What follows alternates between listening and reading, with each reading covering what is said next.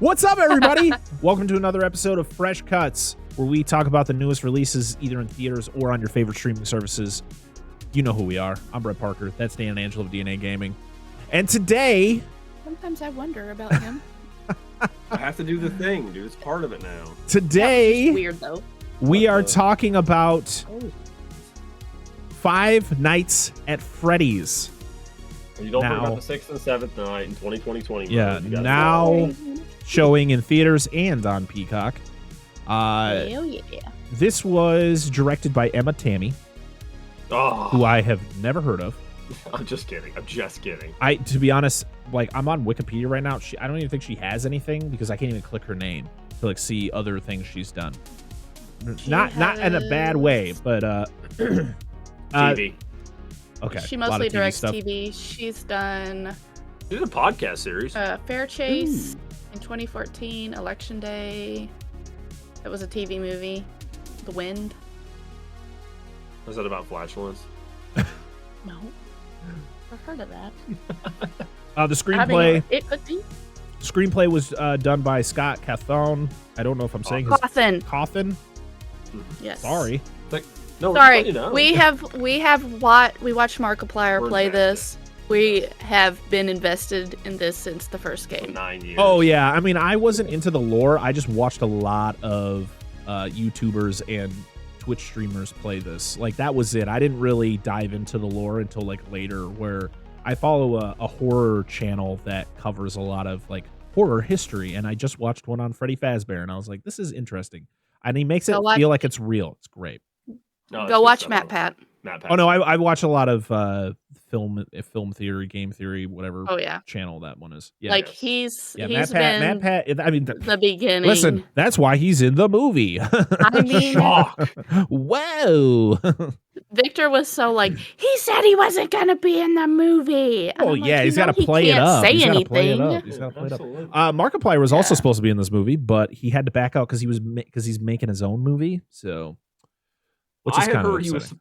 I had heard he was supposed to be the security guard night in the opening. In the beginning. Yep. It's night guard. Anyway, I heard he had to be that guy, but like, dude, it's like a day of filming tops. Yeah.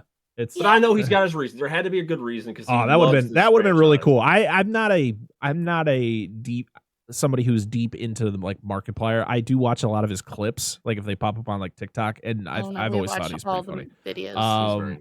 But yeah, so what is it? How do you say his last name? Cawthon. So he is the creator of the series. It started back all the way in 2013. When did the series start? 2014, I think, is when the first game came out.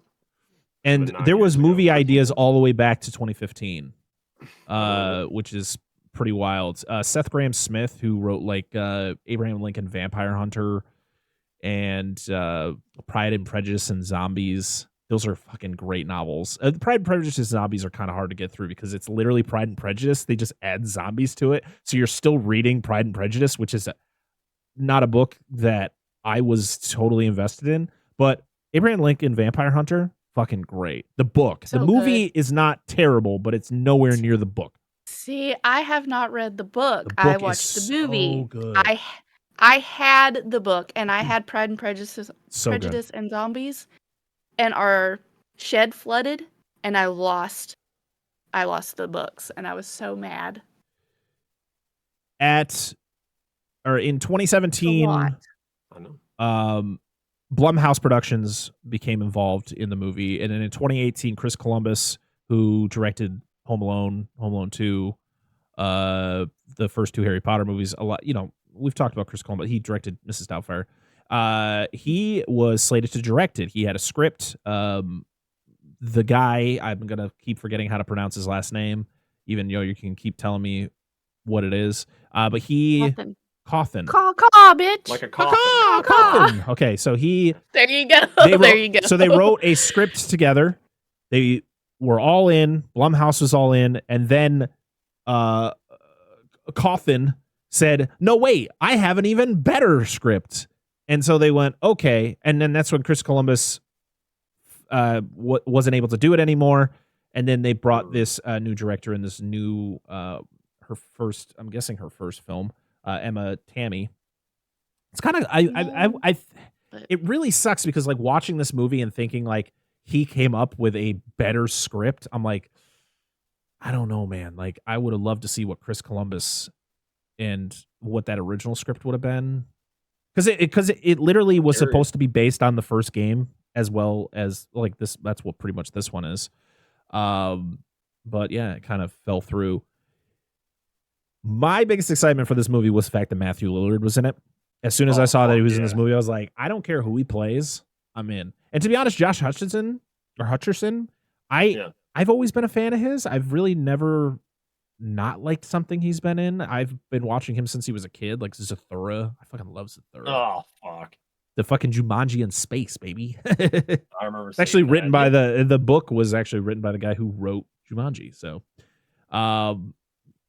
but yeah, I've kind of been a fan of his. You know, he was in the Hunger Games. I think that's what kind of made him a superstar. And but he's been acting for a long time, and to see him in kind of like a more mature role, if you want to say that about this movie, I was excited. And of course, who didn't expect the fact that this movie was just gonna be loaded with Easter eggs? We won't talk about them here in the spoiler-free section because it'll kind of spoil some stuff. But yeah, this movie is an Easter egg just trove, just full of them, and it's not even all related just to this game.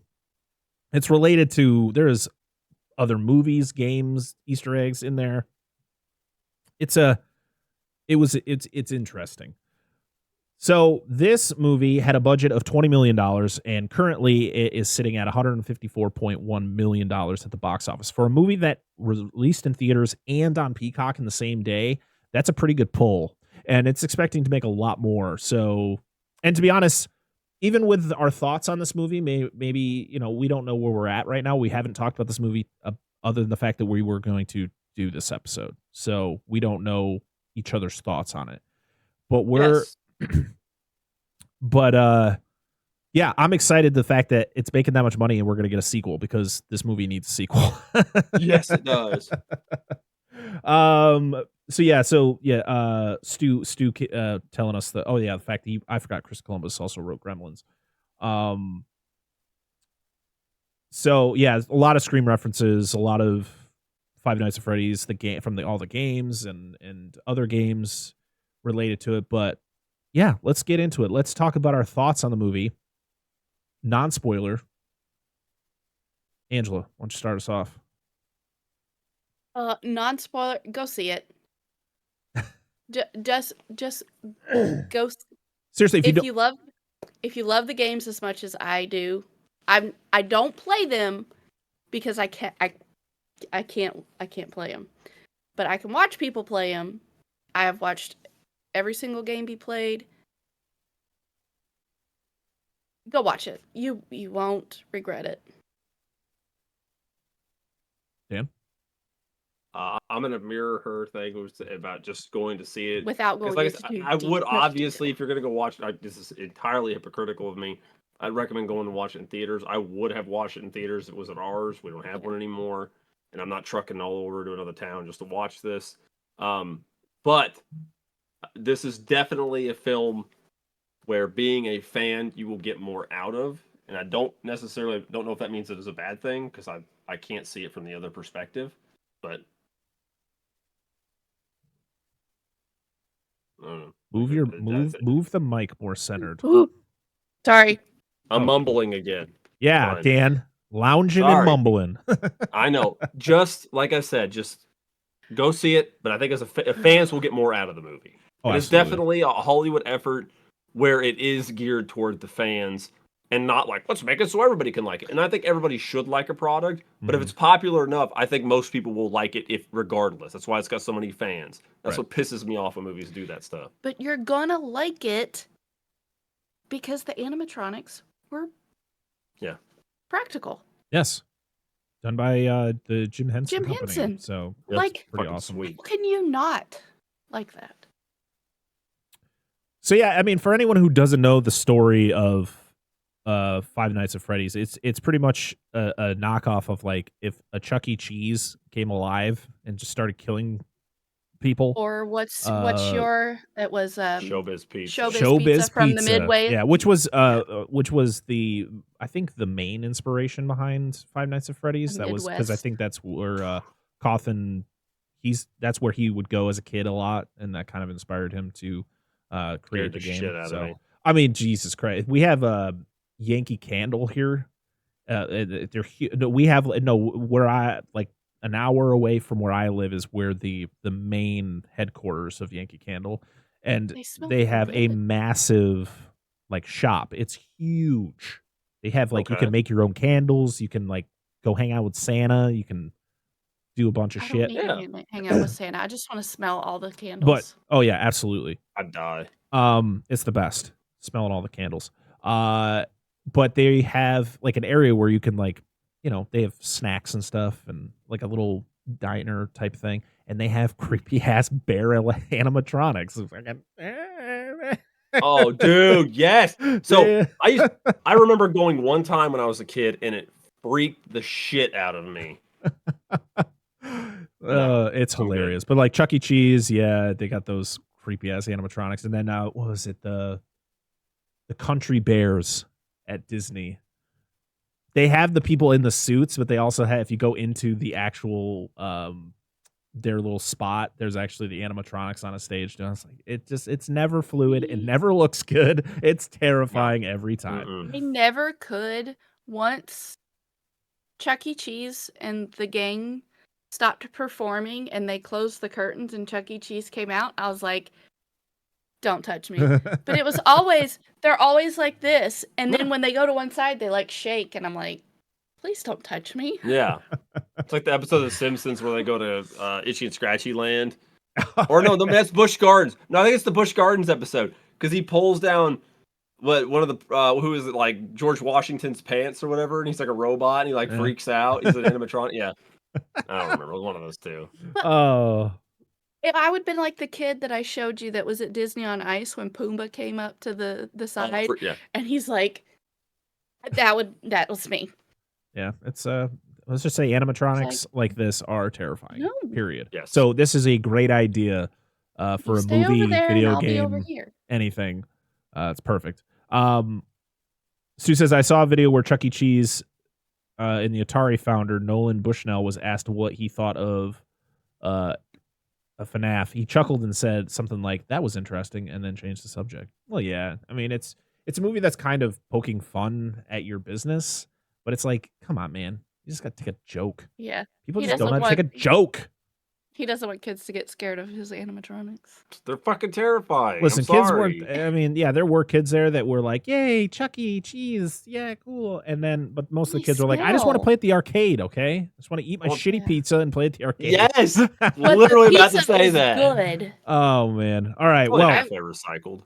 I like, yeah, it doesn't have to be recycled. So going through the cast, we have Josh Hutcherson as Mike Schmidt. We have Wyatt Parker as young Mike. We have Piper Rubio as Abby. We have Elizabeth Lale as Vanessa and Emma Jo Tassin as young Vanessa. We have Mary Stuart Masterson as Aunt Jane. We have Matthew Lillard as Steve Raglan. That's all I'm going to say. And we have Kat Connor Sterling as Max, who is the babysitter. We have David Lind as Jeff, who was Max's brother. Oh, yeah, we don't need to go through all this. Yeah. And so that's like your core cast. So yeah, Five Nights at Freddy's. I didn't really tell you my thoughts, spoiler free. As I said before, I've never played any of the games, but I have watched a lot of YouTubers and Twitch streamers play this game. I've tried. It's a game that I've never really been into I've never been into those style games. So like watching was just a lot more effective to me. And I just love watching people's reactions to them. So like watching, especially people who aren't into horror games play it. It's a lot of fun. I've actually recently been watching Tim the Tatman play FNAF, and it's been hilarious because that dude jumps at everything. And I've just been a big fan of his for a long time. So he's like one of the few like big streamers I still watch. He jumps at things that aren't even there. I watched great. him one night.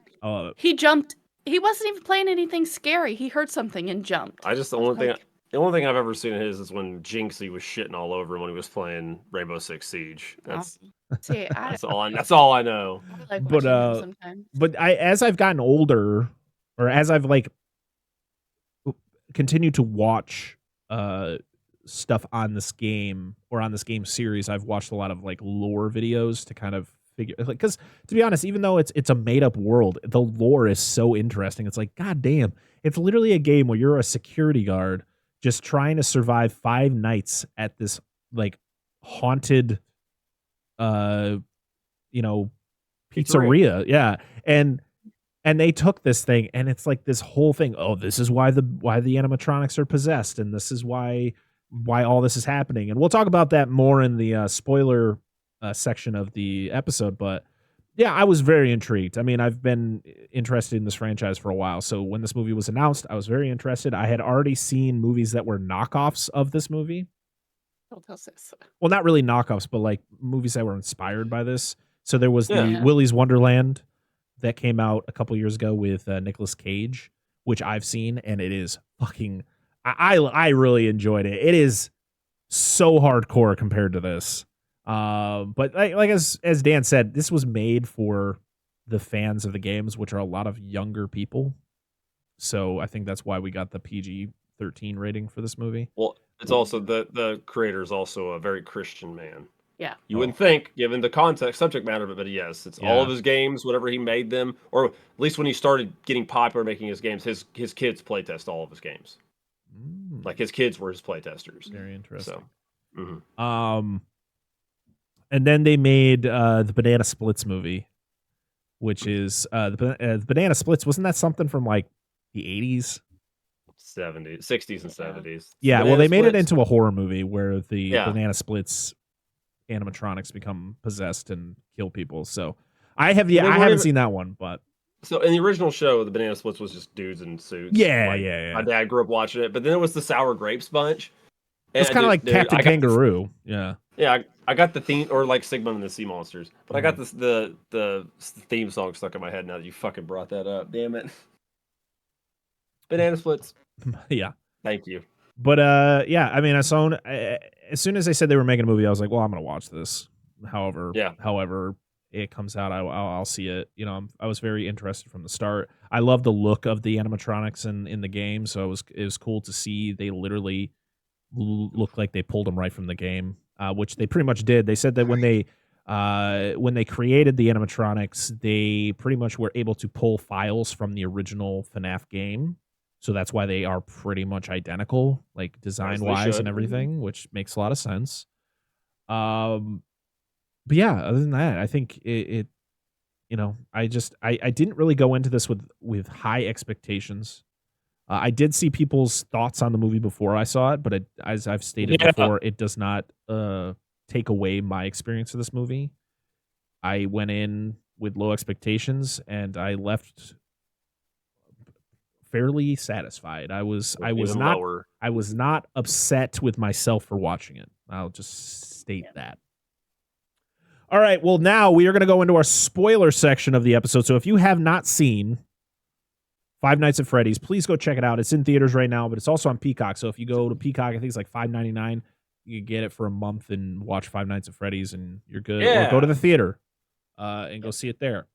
But now we are going to be talking about spoilers for Five Nights at Freddy's. So please, if you don't want to be spoiled, just mute the stream. And once I switch back to our other graphic, you'll know that's when we're done talking about it. So let's talk about Five Nights at Freddy's spoilers now. So who wants to start off? What was the name of the song that they sing? It was like the main song that they sing in the movie. The 80s song. Shit. I just looked that up too. I like that song, and I don't ever think of it. It was like, Talking in Your Sleep. That's it. Yes, that's what we talk about. But it was really slow and creepy. Yeah, but it's relevant. Some of the lyrics are very relevant to what's going on. So, if we're going to talk about music, I just want to start off to say that when they started playing the Living Tombstones, Five Nights at Freddy's, I was so fucking happy. I was like, I love this song. I love Living Tombstones is fucking awesome. I listen to them all the time. See, we discussed that because when Five Nights at Freddy's first came out, like, you have all these video game people that are people that cover and make video game songs, like Nate Wants to Battle, Yeah. DA Games. DA Games. Who was the other guy that we were talking about? Oh, Tryhard Ninja. Tryhard Ninja, yeah. And we listen to all their songs, and it's like, these are really good. Yeah, I'm a big fan of Nate Wants to Battle. I love. Yeah, Nate Wants to Battle. I'm a great. huge fan. There was a period in time. I think it was like at the tail end of my streaming career, in quotes, where I think Piggy or Leanne was the one who told me about The Living Tombstone, because she's, oh yeah, you could play it during your streams. Usually he's pretty cool about that. So I used to play his music all the time. And then I just did like a playlist one day. I think I just like click on like, it was like Living Tombstone's radio, and it started playing like who you were just talking about. Was it Dan Wants to Battle or Nate Wants to Battle?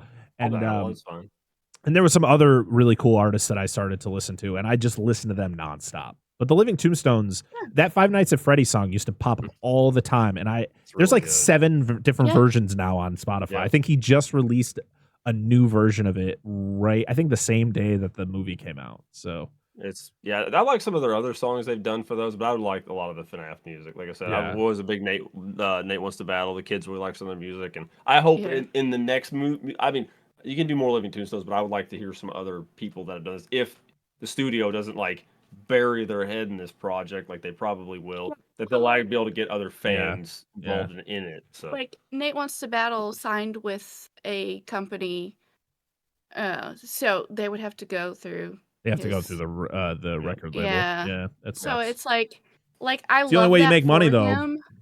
Yeah, I love that for him. But then I'm like, I want to hear the stuff that he sings. Like, we've listened to a lot of his.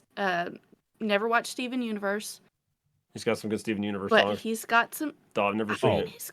It's good. So it's like, give him that recognition. Oh, 100%. I'm glad somebody else knew what the fuck we were talking about when it came up, because we're like, oh, like me and another, and then the guy that we work with, like, The Living Tombstones. I was like, what the fuck? Like, because I didn't know going in. Yeah. I had no idea that was in the beginning. Oh, I didn't either. I did not expect it to start playing, but once I heard the laugh, I was like, oh my god, it's the song. I got excited. I was like, wow. It was weird. I mean, I was singing it at the very beginning. Like, I started singing it as soon as the movie started. Yeah. I was like, yeah. All right, well, let's talk about our thoughts about this movie now there's spoilers. So Angela, you look like you want to go. So oh my gosh. Let's talk about it. So you said that you were going in with low expectations. So was I. Because I'm like, I have seen so many video game movies and they're so disappointing. This was not disappointing. We were pointing out Easter eggs left and right. He would point out some that I didn't see. I would point out some that he didn't see. Victor pointed out some. He's like, that's the thing. And I'm like, yeah. Especially when this is listen, I know people's gripes with like fan service stuff. And it's like, I understand, but I'm that guy. I am 100% that guy. If it was like when I was watching the Last of Us show, that was me. Like, oh my god, it's that thing. It's that fucking thing. Because like I played the game, so I'm like super excited about it. And well, that's the point. It's based on that. It should have that stuff in it. Yeah. It's not like Dominion fucking throwing dicks out there. Like, oh, look at this stuff. It's stuff you like. Like, yeah, guys. Jurassic World.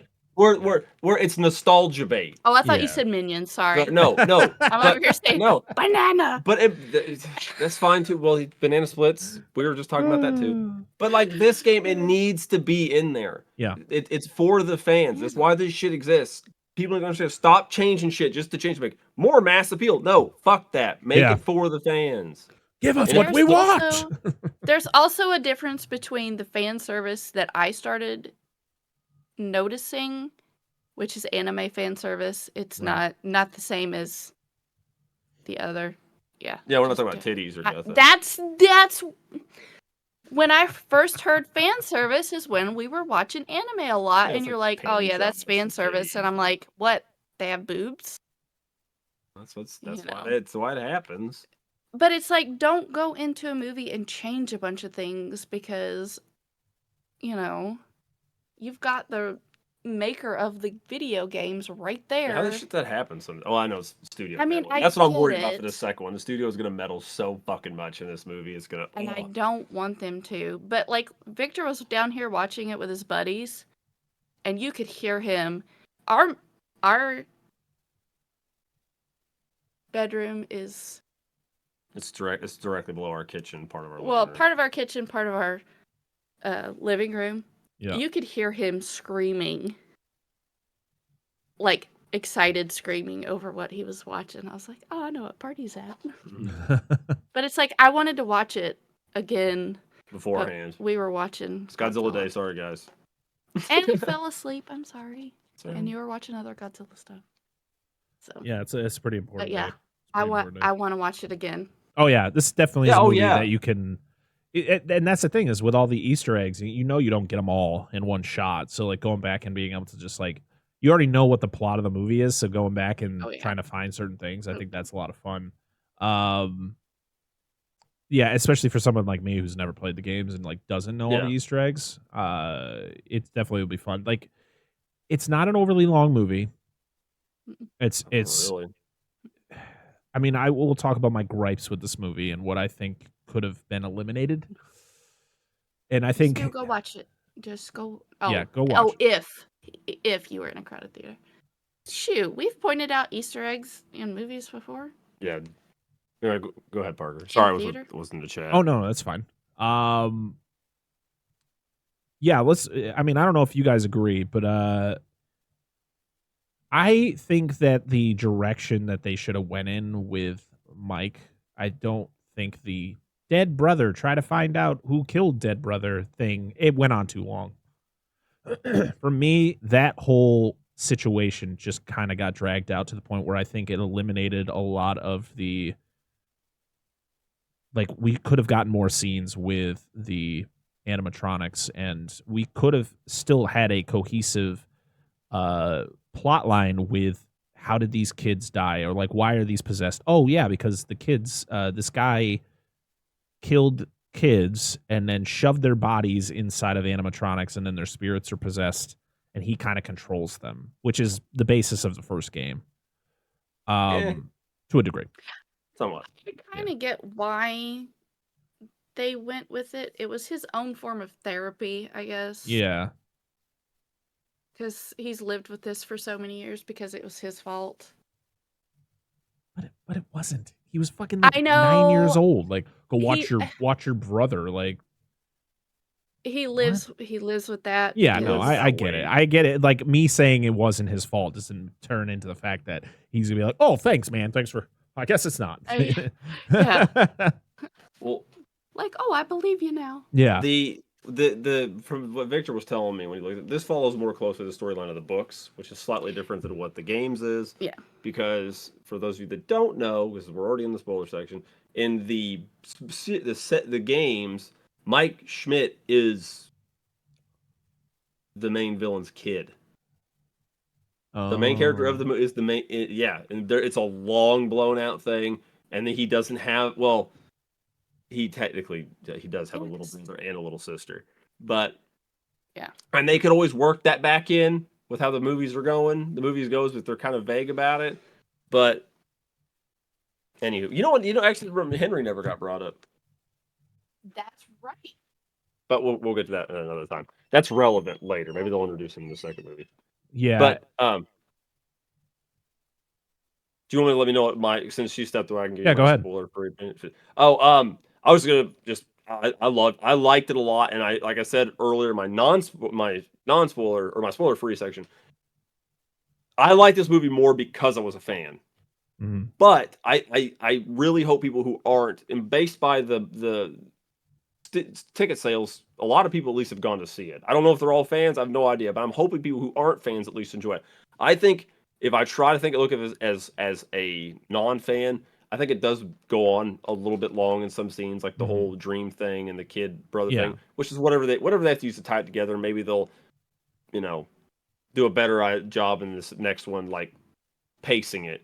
Yeah. But I didn't mind the characters. I'm glad that the one girl wasn't his daughter, like I thought, that it was his little sister. Yeah, everyone thought it was his daughter. Like, I swear, anytime you watch a video on this movie before the movie was even released. A lot of people were like, "Yeah, it's his daughter." I was like, I was like, I don't fucking know. I thought it was his daughter too. Yeah, it made sense. He's old enough. I was like, what do they get? I mean, I didn't know what the plan was for the show. I was like, they'll change some stuff. It's a movie, right? You know, so Yeah, that's why I said I don't mind some of the things being different that we talked about. Of course, I like the villain. We'll get to him in a minute, but he's fucking wonderful, as he should be. Absolutely. I love the animatronics. They're all designed great. They move cool. They've got their little quirks. They still act like children at times, which is fine. That's how they should be. Yep. There's again the good Easter eggs. The music they use in the show is pretty good.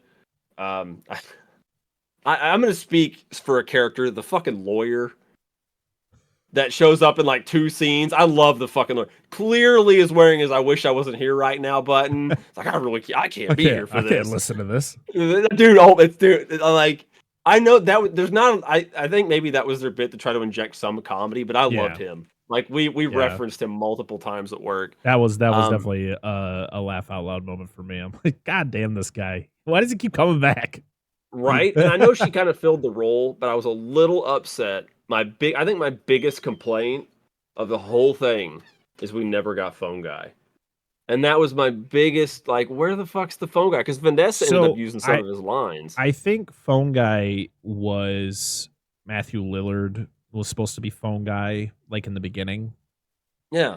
But I need hello. But see, what I would have liked them to do is, like, I understand they had the video, and maybe Scott doesn't want to, because Scott was the original Phone Guy. Like, he did those recordings himself. Mm-hmm. And I would have, even when they did the training video, if he would have just narrated it. Yeah, that would have been like, cool. Dude, and maybe they'll do it for the next one. I don't know, but like, it's like one of those little things. Like, as a fan, like you've got everything else, and you just got to give us the voice. That's it. Yeah, I mean, you definitely Matthew Lillard definitely was Phone Guy, because you got this like weird like montage thing where it shows Mike showing up to the pizzeria for the first time, and it's him on the phone talking to him before he even takes the job, like telling him about every little piece.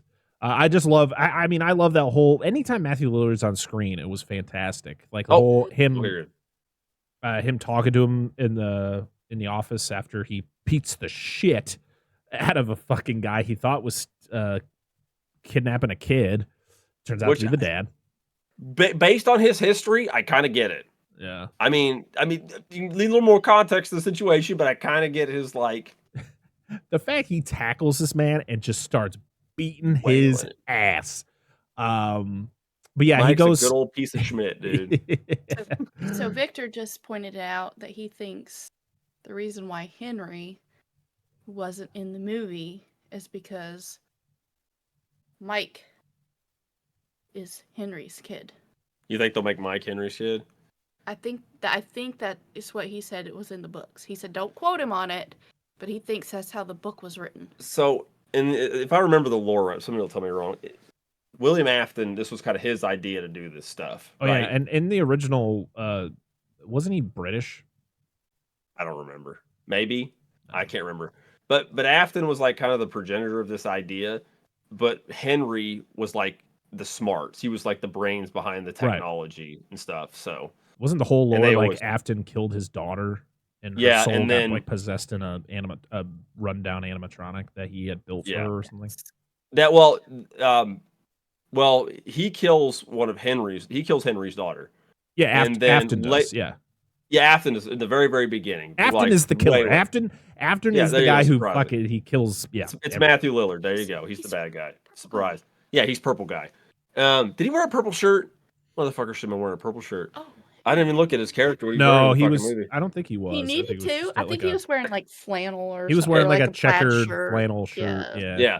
But and then like later he ends up designing Baby, and Baby ends up killing his daughter Elizabeth, which I think maybe Vanessa may be filling the role for. Or well, didn't Afton's daughter dies? Weird lore dump, everybody. So Afton had a son that got killed by the Freddy bear, right? Because like a spring trap. Like kids were teasing him, they stuck him in the head, and the spring trap closed on him, killed the kid, and then that's what sets Afton off into killing a bunch of other kids. Yeah, and then the older brother's Mike. The bite of Okay. The older brother's at Mike, and he ends up becoming because like so in this one, you find out that Vanessa, who is the cop, who is trying to help Mike, is the daughter of William Afton, but she doesn't show up until like a way later game, right? No, not till Security Breach, I think. For the actual character Vanessa, And but she's again, like a villain in that game, right? I don't know. I never got that far. Like I got to Pizza Simulator, and I never watched anybody play Security Breach, so I don't know anything that happens in it outside of the lore people have talked about, and I don't really remember her character. But yeah, allegedly, she is like ends up becoming a villain or as a character. I don't know. Yeah. I don't fucking know. I don't know that far ahead. Yeah, but, as Stu was saying, William Afton's name does not get mentioned in this movie until Vanessa tells Mike who it is, and I like that that's the case. And you already know that he is the villain. Like, not that I knew that Matthew Lillard was the villain as soon as you meet him, and as soon as he looks at Mike's when he looks at Mike's file, and he sees his name because he doesn't say his full name. He said Mike, and he's like, oh, and he starts getting all weird. He's like, oh, I got a job for you.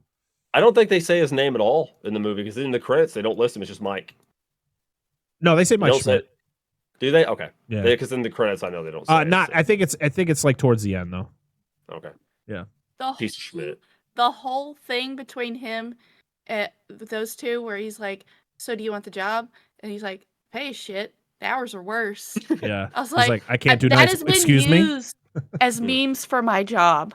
Just saying. I was like, yeah. Pay's not good, but you know what?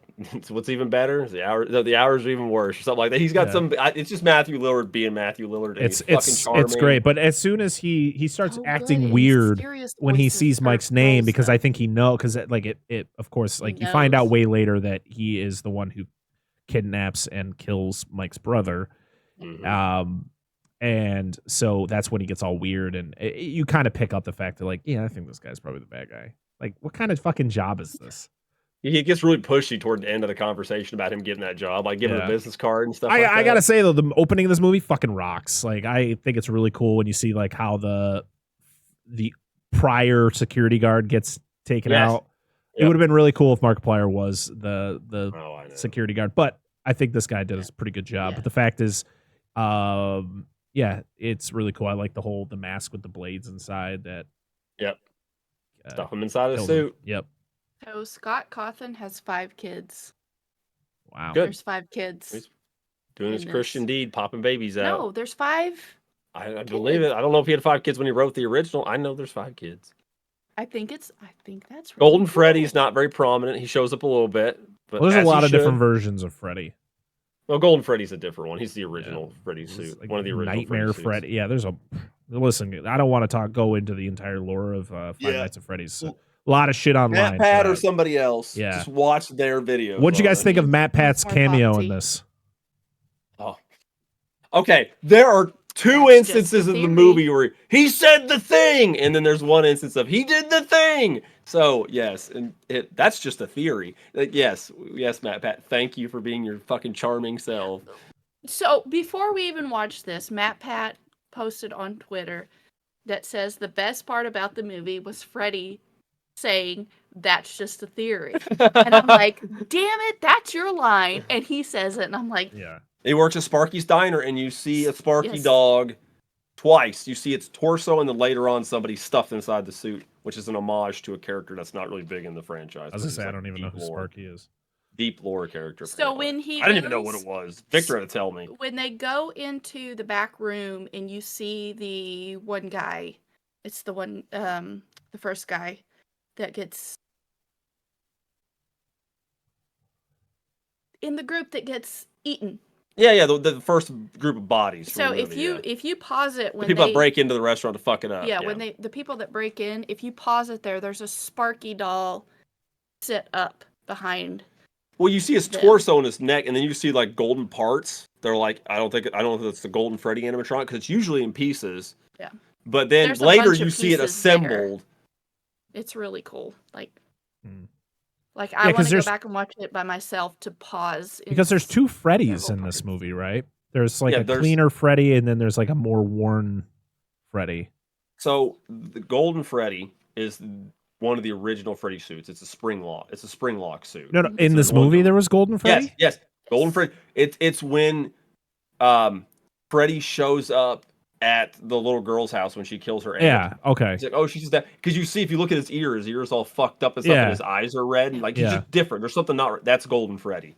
So who's possessing that? The fifth kid. Yeah. There's 5 kids. The ghost. It's the main kid that talks the most. That's he's and Afton uses, of course, Springtrap suits, what he ends up coming to call, but that's Golden Bonnie. That's one of the original Bonnie suits. They call it the Golden Rabbit. Yeah, the Golden Rabbit. That's Springtrap. Yeah.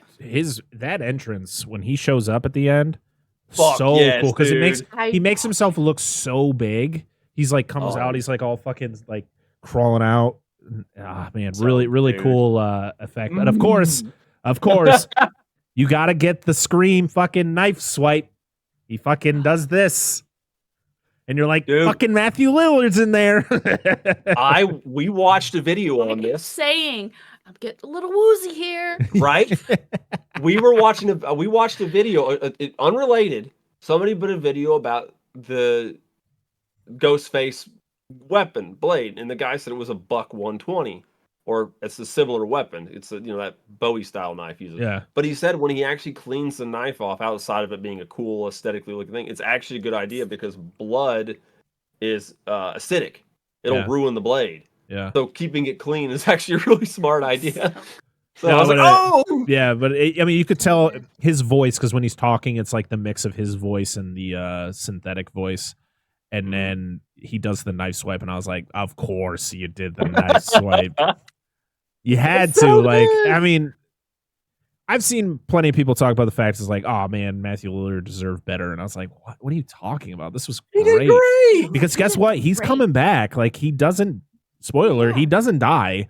No. He's like entombed in the fucking suit, and he's like because that fucking spring traps start going off inside the suit.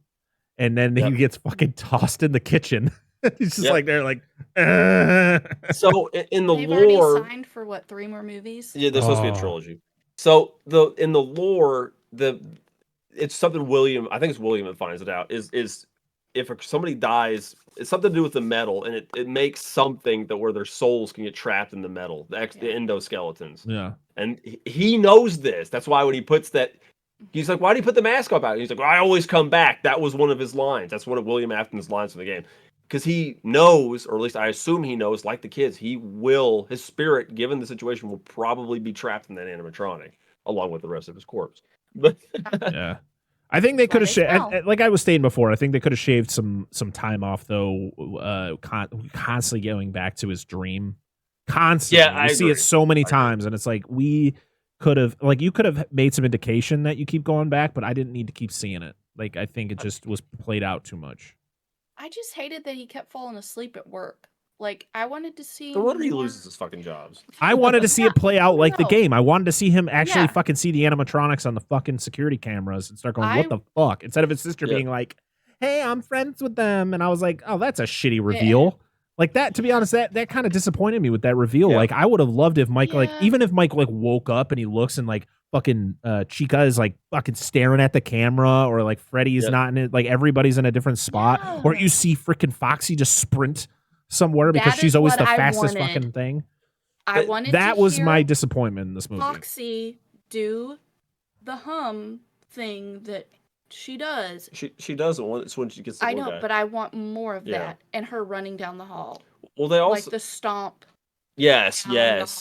I need that. I know there's one scene where Bonnie and Chica stare at the camera. There's one scene where it stares at the security camera. I think it's when they're killing all the other guys. Yeah.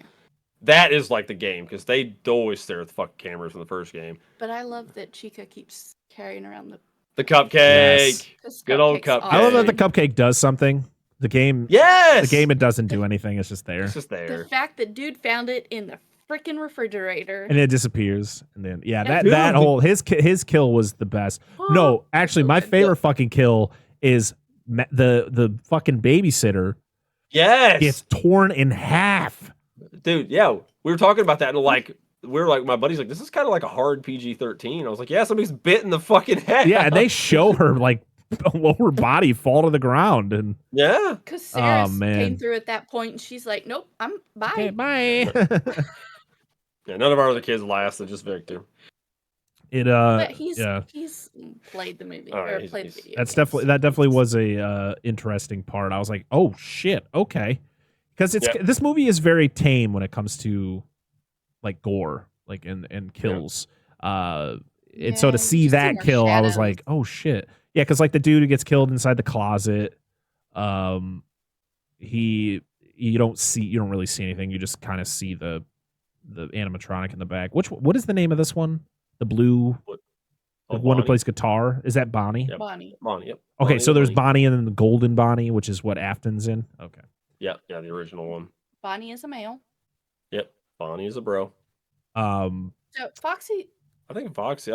Foxy is a male as well. It's Mangle is the female. White Foxy. Yes. And then I love Chica. Mangle. That's me. Yeah, I love that the fact that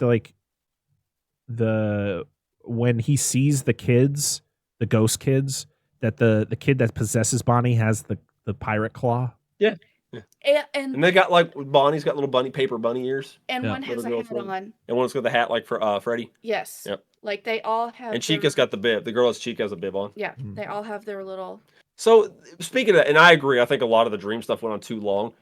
That reminds me of the mini games that were in between, like when you start like the second game on up, you'd get the mini games between each night. That's what that shit reminds me of. But again, I think like you said, I like that the story focused mainly on Mike dealing with his shit and trying to take care of his little sister. Yeah. I would have liked seeing the animatronics more, but I don't know how. I think it would have been the entire opposite. People were like, there's not much to this movie. It's just people getting scared all the time by animatronics, which maybe would have been better. I don't know, but I kind of like how they added that human element to it. Yeah. Was? There was a little slow in the beginning. It took a bit to get going. No, I mean, it wasn't that what the games were? It was Scare. Yeah, but they started adding story. That's the thing. It's like... But the first game. Yeah. You think about these games, like it's called Five Nights at Freddy's. So I think it would have been fun if you see it go over the course of 5 days, which I don't know, maybe that's how many days it was. But the fact that we didn't really get much of Mike doing security stuff was kind of a letdown for me. And the fact that we just got so much drama, like so much like grief, subtext and subplot that, not to say it doesn't make sense. The fact that it ties in is cool. And the fact that like it ties in with William Afton and, all that, but there was too much of it. I think it just went on too long. There was, the point where like Vanessa is another character that just like, she's just there to kind of lore dump and to just be like, I'm the daughter of the bad guy. And you're like, okay. She's the night guard. So he's the night guard. No, that's just Freddy. I just wanted to see her become baby. Well, that's what we don't know, because in Security Breach, she's a different character, and it's Afton's daughter is Ruin that originally becomes baby because they used him to steal children. Well, it accidentally cooked his daughter and killed her in the process. Yeah, but she wasn't supposed to. It was supposed to be for other children. Because Afton told her, don't fuck around with these animatronics, and she did, and it killed her. Well, I mean, all right. So Stu said that the movie did take place over 5 days or 5 nights. There you go. That makes sense. But I just wanted to see more security shit. I wanted Mike to discover the animatronics over the security cameras. Yes, you can do the dream stuff, but like have him wake up and look at the camera, see weird things happening. He goes out and investigates or shut the doors, do things, and then. But the fact is like he doesn't discover the fact that the animatronics are alive until the sister comes, and she just goes out there and just starts hanging out with him, and then it becomes this weird like hangout party. And I was like, this feels weird. This just doesn't feel right. So I agree with that, but because people have bitched, like they'll post that cap and it's like, this is the scene that ruined it. When they're all laying under the tent. Yeah. But at its core, you got to remember they're still just children. No, I get it. I know what you mean. The reveal didn't feel right. Yeah. Like, for when Mike's seen them, we saw them murder people before. Oh yeah. I mean, if you tell me if he discovers them on the cameras and does like a typical Five Nights at Freddy's night, And then the sister shows up and like befriends them, and then you have that weird. I think that would have tied in better, but the fact is, like, that's when he first finds out that they're alive, is because his sister's there, and she's like, she's screaming like she's being murdered. She's like, "Oh, they're tickling me." I'm like, "Who screams like that? I don't care if you're being tickled. Why are you screaming like that?" I didn't listen. When you have kids, you get the different cries. Yeah, you can tell. You can tell when something's not fucking right. There's a cry when they're hurt. There's a cry when they're hurt. Yes. Walk it off. Yeah, I think this movie does a good job at being, I think, a good, and I don't want to be like, beating a dead horse, but a lot of people on the internet have been saying like this is a good entry horror film. Because and to be honest, I agree. Like I think this is definitely something I could watch with my kids, or at least like maybe my two oldest kids. My youngest one could care less. Actually, he constantly he literally was sitting with us because we were watching it pretty late, and my oldest fell asleep, and he was up there. He's just looking at me. He's like, creepy. Oh, really? Your little gentleman? But he's smiling the whole time. That's funny. Chica Bika! He's like, creepy. Billy! Hi, gang. Sorry I missed this and have to turn right around and leave, but wanted to pop in, say hello, and appreciate you. Have a great weekend, Billy. Good luck with all the things you're doing. You're a busy man. All the things. Thank you, Billy. Thank you, Billy. Yeah, but overall, I mean, this is a serviceable movie. I think it does I think it's good storytelling, and yeah, I think the kills are maybe not what people expected. I think there should have been a lot more of the animatronics. I don't think they were shown enough, but I think what they do in the movie when they are on screen is pretty cool, and they are creepy. But it's all practical. Yes, and it's all practical. It's all fucking suits, and it's so good. It's so good. It's so good because the coloring on him. He told me they were practical, and I'm like, are you sure? It's so good, dude. Yeah. But it was like it's one of those things that makes you wonder. Yeah. And then you learn that it's Jim Henson, and it's like. So here's my predictions. I love doing this. We did this when the Five Nights at Freddy's games come out. Victor and I would sit down and try to predict what was going to happen in the next game. So here's my prediction. It's going to be a trilogy of films. The next one is going to be a combination of 2 and 3. Because it's going to have to be 2, which will lead up to Springtrap coming back. So you'll have to have the toy animatronics and then Springtrap and all that stuff. And you might a little bit of 4 in there because that's the nightmare thing, which will probably be Vanessa. But it's got to culminate with some stuff from Sister Location. The final one's going to be some stuff from Sister Location because you got to bring Baby into it, and Pizza Simulator, because it's got to end with Mike going in there with all of them, locking all the animatronics in the fucking building and burning the fucking thing to the ground. Yeah, that makes sense. But all of them. The Afton, Baby, all of them. It's a great end. I love that ending. I know there's more after that, but like Mike's kind of thing. Right. There's probably more. But somebody's going to end up. Mike needs to end himself locking the building. Well, actually, it was Henry's idea. Yeah. Henry, in the ending of it, Henry doesn't even realize. He's like, sorry you were pulled in inadvertently, but like he locks Henry in the building with all of them and fucking torches it. Anyway, that's not somebody has to escape. Somebody has to escape. Good stuff. Yeah. But I agree with what Parker said. I think I enjoy this a lot again as a fan. I already said already, but I think it's a good entry point. It's PG-13. There's nothing wrong with PG-13 horror movies. We had this come out. We had No One Can Save You, which we haven't talked about yet, but that's another PG-13 movie you should probably watch if you haven't seen it. Yeah, that was amazing. Because I think we're going to talk about it at some point. I we want will to at some point. Maybe. My tick's acting up. Did you find it convenient that the restaurant founder would become a career counselor for some reason, and then all of these coincidences lead to the movie happening? No. I thought it was a good move. That was his move. No, that was his plan. Yeah, that was his plan. He's the one who hires all the security guards for Freddy's, which he knows they're all going to die. He knows they're possessed. He knows how it works. Yeah. He knows. He's in control. That's why he knew he'd come back. He's probably been to jail before for shit. That's probably another reason why I said I always come back. Plus, he recognized the last name. He knew that he could get him in. Yeah, and he had killed that kid 10, how many years ago? 12 years ago, 12, 15, how long ago before this fucking movie? Yeah. Like, I don't know. They say Something the like time gap, how long it was, but I've never seen Willie. So I'll answer the question because I have.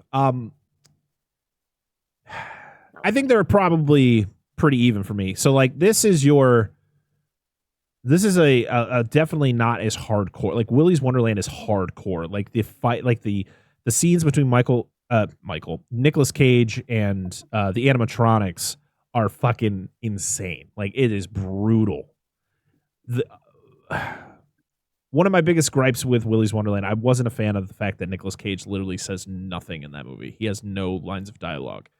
The lore is very similar to Five Nights at Freddy's, like the whole lore behind the pizzeria that he is taking care of. Like I don't want to spoil Willy's Wonderland, but literally Nicolas Cage is a character who he needs to get his car fixed, and so in order to get money, he is tasked by this guy to, hey, if you clean up this pizzeria for the night, I'll give you enough money and you can fix your car. And so he goes there and it's just his night, and then after so many hours of the night, he fights one of the animatronics. And then by the end, it's like, big bloodbath. But it reminds me of One Night at Flumpty's. What? Oh, it's about an egg.